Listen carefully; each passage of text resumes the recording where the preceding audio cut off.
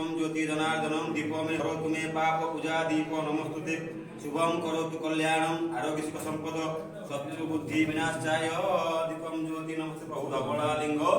सकल भक्त मान कर मनोकामना पूर्ण कर महाप्रभु रोग व्याधि मान खंडन कर जय वास्तळे शत्रु मध्य जान वाहन क्षेत्र ख्या कर महाप्रभु समस्त भक्त मान कर मंगल आनंद एक बार हरि बोला प्रभु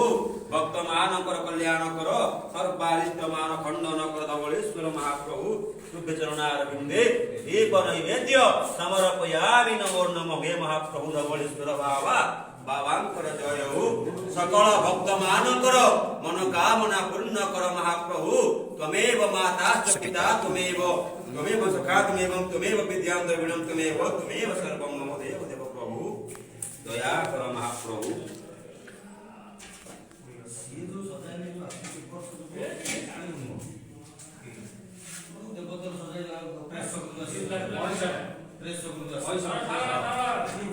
धवलालिंग महाप्रभु सकल भक्त मानकर मनोकामना पूर्ण कर धवलेश्वर बोलानंद एक बार हरि बोला धवलेश्वर महाप्रभु आनंद एक बार हरि बोला भक्त मानक दुख मान खंडन कर महाप्रभु आनंद एक बार हरि बोला हरि बोला महादेव नमो पार्वती पते हर हर हर महादेव शंभु ओम नमः शिवाय।